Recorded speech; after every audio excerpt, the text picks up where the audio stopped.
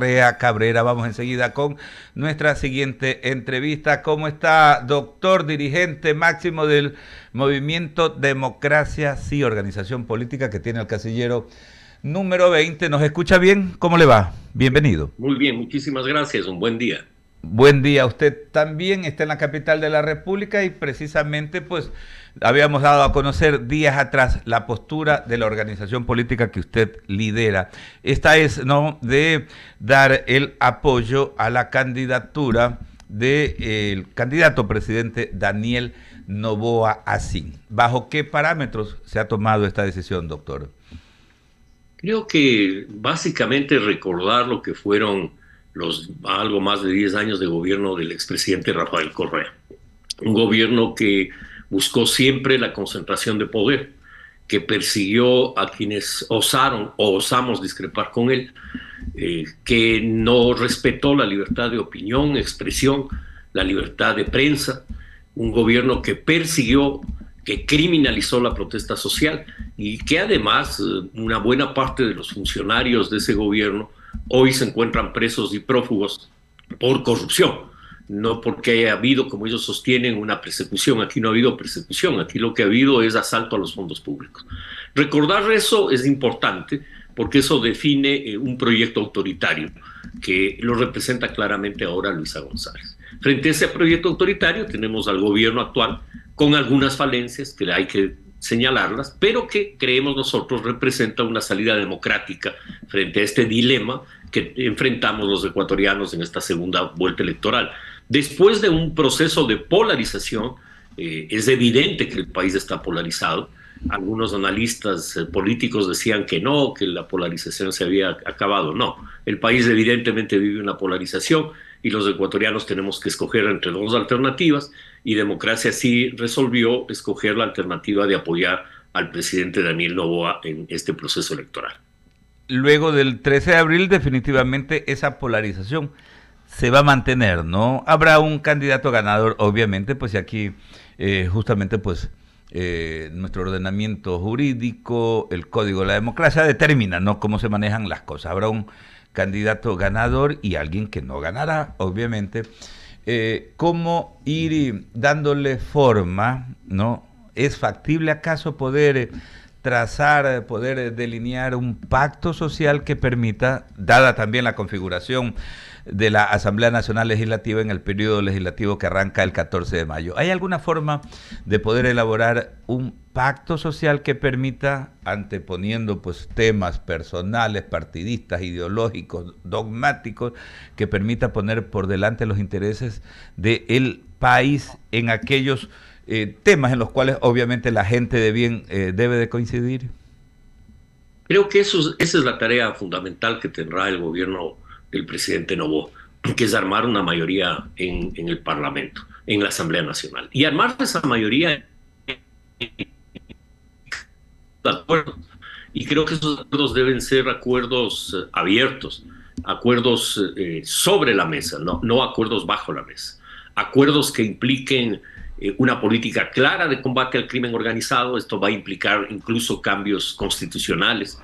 Tenemos una constitución y leyes permisibles del crimen organizado. Creo que necesitamos una legislación que comprenda que el país no enfrenta los problemas de delitos comunes que enfrentaba hace 2 décadas, que hoy en día el país enfrenta una guerra contra el crimen organizado internacional y que esto implica cambios. Y creo que ese es un acuerdo básico, un acuerdo para multiplicar la producción y el empleo. Por lo tanto, cambios legislativos en función de atraer la inversión y no castigarla, no ahuyentarla, no prohibirla, incluso como está prohibida en algunas áreas de la economía, en las llamadas áreas estratégicas. Creo que es fundamental la apertura para generación de empleo. Creo que eso queda hoy más claro que nunca, que ese no es un tema ideológico, que ese es un tema práctico de política, un tema que hoy más claro que nunca el presidente Trump, que se identifica como de derecha, ahora tiene políticas de protección a su industria, a su economía. Y esas políticas proteccionistas hace años atrás eran políticas de izquierda. Por lo tanto, creo que hoy queda muy claro que esos no son temas ideológicos, son temas de orden práctico. El país necesita inversión para generación de empleo. Y esto implica un acuerdo por la inversión y la generación de empleo. Y creo que el tema social es el otro grave problema que enfrenta el país. Hay que tener un acuerdo nacional por la salud pública de calidad, por la educación pública de calidad. Y creo que en esa línea podemos estar juntos, ecuatorianos de diversas tendencias, que tenemos un objetivo común, que es que nuestro país salga de los problemas que tenemos ahora de seguridad, problemas de desempleo, y podamos construir un país en paz, un país democrático. Usted es un dirigente político de larga data acá en el Ecuador, viene desde la época de APRE, ARNE, justamente ha ocupado cargos en la función pública, ha sido ministro de Estado también, ¿no? Y justamente nos preocupa ver todo esto, ¿no? Esta imposibilidad de ponernos de acuerdo. En algún momento pues se diseñaba aquello de los acuerdos de Cusín, ¿no? Tomando como referencia pues el nombre de aquella hostería que está ubicada acá en la provincia de Imbabura. Pero todas esas intencionalidades se quedan a la vera del camino, ¿no? No hay pues esa capacidad entre los ecuatorianos, entre la clase dirigente, de poderle dar forma pues a los acuerdos. Siempre rememoramos acá muy cerca del país, en Chile, luego de la dictadura del general Pinochet, se logró darle forma a un gran acuerdo político-social. En España, luego de la dictadura del generalísimo Francisco Franco Bahamonde, se logró aquello también con el pacto de la Moncloa. Y acá no podemos. ¿Qué es lo que pasa, doctor? Yo creo que hay una inmadurez política, creo que hay muchos intereses pequeños y grandes que evitan los procesos de grandes acuerdos nacionales. Y creo que se requiere, más allá de que el gobierno nacional lo impulse o no, hay iniciativas, por ejemplo, de la propia Radio I-99 que impulsó algunos diálogos en los meses pasados que a mí me parecen muy importantes, en función precisamente de acercar posiciones. Creo que la expresión de esta campaña electoral, lo que vimos en esta campaña electoral, con claridad demuestra que la dispersión entre 17 fuerzas políticas no tiene sentido alguno, que esas fuerzas políticas debemos ir hacia grandes procesos de unidad, de fusión y de alianza para generar frentes amplios que en definitiva agrupen a las posiciones políticas afines similares y que trabajemos además de eso un gran acuerdo nacional. Y creo que esa es una tarea pendiente, una tarea que hay que empujarla, más allá de que lo haga o no el Ejecutivo, hay que hacerlo en los próximos meses y en los próximos años. El país necesita un gran acuerdo nacional, una unidad del país para enfrentar las graves tareas que tenemos. Claro que sí, a veces ponemos como ejemplo el hecho de que ni siquiera las autoridades en los 4 niveles de gobierno que tiene pues la estructura de nuestro país se pueden poner de acuerdo, ¿no? A veces desde el gobierno nacional, las prefecturas, los municipios, las juntas parroquiales rurales, no se alcanzan esos acuerdos para mejorar, ¿no?, la atención a nuestra gente, a los ecuatorianos, para optimizar la utilización de los recursos. Son las 7:40, a esta hora conversamos con el doctor Gustavo Larrea Cabrera. Mi compañera Verónica Landete está ávida por hacerle algunas consultas, doctor. Sí, para ir desmenuzando. Está bien eso de los acuerdos. Han dado resultados. Buen día, Verónica. Buen día, ¿cómo está, doctor Larrea? A los tiempos. Sí, han dado resultados en algunas épocas, pero siempre hemos visto que hay siempre un toma y daca. Y entonces, ¿estos acuerdos serán posibles sin tener que estar en la exigencia de cargos, de puestos, de algunos contratitos? ¿Será posible? Mira, Verónica, creo que es importante vernos en el espejo de Europa, ver cómo se maneja la política en países donde hay expresiones políticas más amplias que el bipartidismo, que hay 4, 6, 8 fuerzas políticas o a veces incluso más, y que se llega a acuerdos. Yo no veo posible, por ejemplo, que se arme un gobierno en Francia, en Italia, en España, en cualquier país, en Canadá incluso, si es que esos gobiernos no tienen acuerdos con otras fuerzas políticas. ¿Por qué?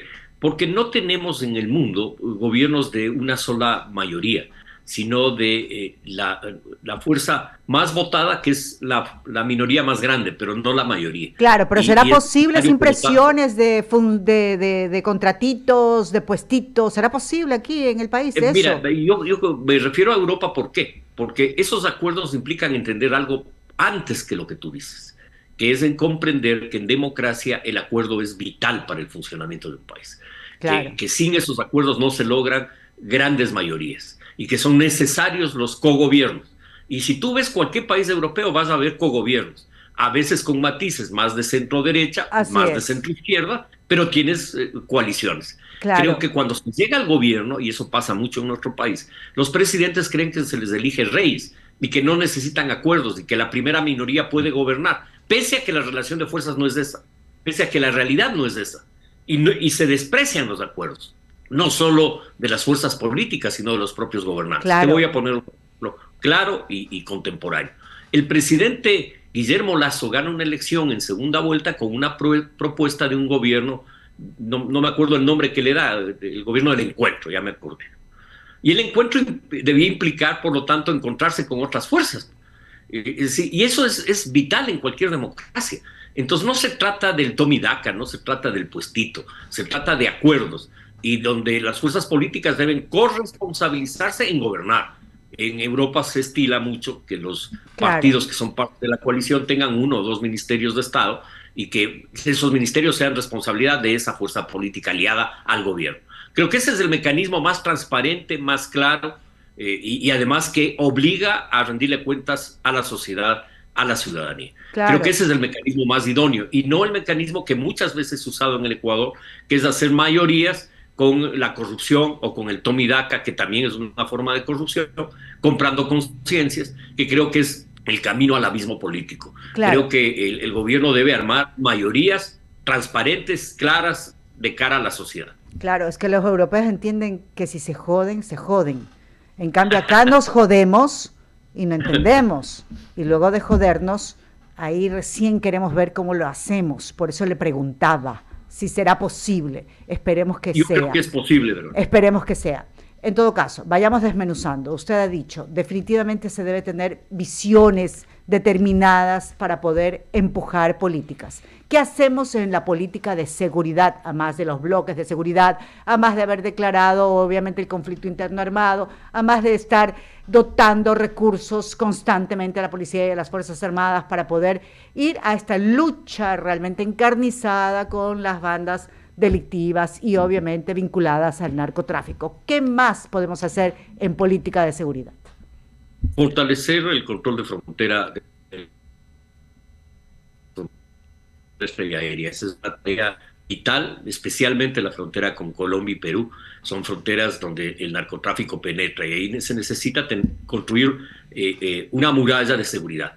Tecnológica, no se requiere construir una muralla física, sino tecnológica, que permita detectar los pasos por los cuales el narcotráfico permea la frontera. Igual en el tema marítimo y aéreo, ahí hay que mejorar, no digo que no se haga, pero claro, se hace limitadamente, ahí hay que mejorar. El control de puertos, Verónica, eso es vital. El puerto, la droga hoy va una parte mayoritaria vía aérea, y eso implica control de los aeropuertos, y los puertos en el control marítimo, que es la otra ruta del narcotráfico. Esas 2 rutas deben ser controladas y combatidas. Por lo tanto, si disminuimos el ingreso de drogas hacia el país, que se ha convertido en la gran bodega del narcotráfico, y disminuimos la capacidad operativa de la mafia de enviar la droga, avanzamos bastante. Claro. Lo otro es el control del lavado de activos, que es fundamental. Porque ese dinero, gran parte de eso se lava fuera del país, desde luego, pero hay una parte que se lava aquí. Eso implica mayor control de lavado de activos. Y no está preocupado del ciudadano que deposita $500, $1,000, $5,000, sino de los cientos de millones de dólares que se lavan. Ahí hace falta también una visión distinta. No se trata de combatir el delito común, se trata de combatir al crimen organizado que mueve miles de millones de dólares. Claro, golpear todas sus estructuras. Así es, Verónica. Golpear todas sus estructuras. Y lo otro es lo social y económico. Eso le iba a preguntar.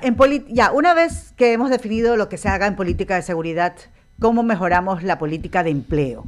Y no me venda el tema de la inversión de extranjera, porque eso me lo han vendido en los últimos 40 años que he hecho periodismo.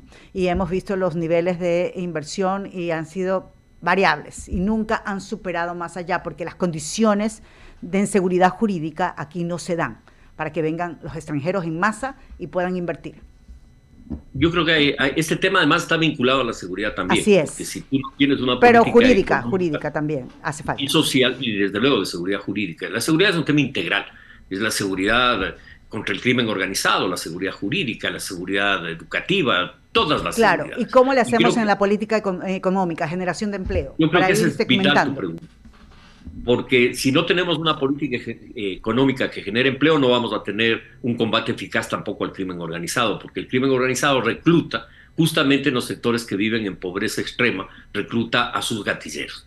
Y esto implica un trabajo, desde luego, en esos sectores populares que están, digamos, al margen del desarrollo. ¿Usted cree Esto que sea implica posible, doctor? una política económica distinta a la que hemos hecho, porque si seguimos haciendo lo mismo no va a dar resultados. Claro, le pregunto esto, ¿usted cree que sea posible rescatar a esta gente? Totalmente Y obviamente, posible, mira. pero imagínese, un gatillero hasta $4,000, $5,000 gana mensualmente. ¿Cree que sea posible? Es posible si es que el Estado y la política económica implican multiplicar el empleo, multiplicar el desarrollo, multiplicar la economía, y si simultáneamente en esos sectores populares se les da esperanza de vida con educación, con cultura, con empleo. Creo que ese es un combate duro que va a durar probablemente algunos años, no es un tema que se resuelve en meses, probablemente en décadas. Este esfuerzo implica apertura a la inversión. Mire, tú decías y señalabas 40 años hablando de inversión y probablemente de esos 40, 20 años con gobiernos o 30 años con gobiernos a favor de la inversión, pero que no fueron capaces de atraer la inversión. ¿Por qué? No solo por la inseguridad jurídica, sino porque nuestras leyes impiden la inversión, la obstaculizan. Mira, hay áreas de la economía donde la inversión incluso fue prohibida, como el área eléctrica, por ejemplo. Absurdos de esa naturaleza, claro, que hay que eliminar. Hay que tener apertura a la inversión privada, nacional e internacional. El Estado también debe ser un motor de la economía, pero no solo el Estado, también la empresa privada, nacional e internacional. Y en este sentido, tener apertura económica es vital. La contratación pública es lo otro, Verónica. Tenemos un sistema de contratación pública tramposo. Hay que cambiar la ley de contratación pública para que ésta sea y que no benefician a los mismos de siempre que han copado la contratación pública en el país. Claro, y hay mucho por hacer en la política de salud pública también. Hay mucho por hacer. Y mire que ahí no tiene nada que ver uno con lo otro, pero igual hay debilidades, hay flaquezas. Si no se hace un viraje en la política económica, por más que tengamos un gobierno que diga estoy de acuerdo en la inversión, pero si no se promueve la inversión, si no se agilitan los procesos de inversión, si no se concesionan las obras de infraestructura fundamentales de alianzas público-privadas o a concesiones para autopistas, para trenes, para salud, para educación, entonces no va a haber inversión. Lo que se necesita es agilidad en esos procesos. Ahora que acabamos de vivir una crisis energética brutal, apertura a la inversión en energía eléctrica, sea esta energía limpia, solar, eólica o energía térmica, energía basada en energía hidráulica, cualquier tipo de energía. Esto requiere simplemente apertura cerebral, para entender que sin esa inversión vamos a tener problemas en la generación eléctrica. Claro, esa inversión es vital, tanto en el futuro como en el tema, en la vida inmediata, porque esa inversión genera empleo directo, rápido. Por lo tanto, apertura a la inversión. ¿Qué esperamos para concesionar las autopistas, las carreteras del Ecuador? ¿Por qué el gobierno no tiene agilidad en ese proceso? Y recién al año nos habla de que van a concesionar la vía Guayaquil-Machala cuando debieron concesionarlo al mes de posesionados. Necesita agilidad del país, sentido de urgencia. Claro que sí. De mi parte, un gusto, doctor Larrea. Agradecerle, Gustavo, muchísimas gracias por este tiempo y por tratar estos temas. Fuerte abrazo desde Guayaquil. Muchísimas gracias. Gracias, son las 7 de la mañana con 51 minutos. Antes de abrir el espacio a las menciones publicitarias. A ver...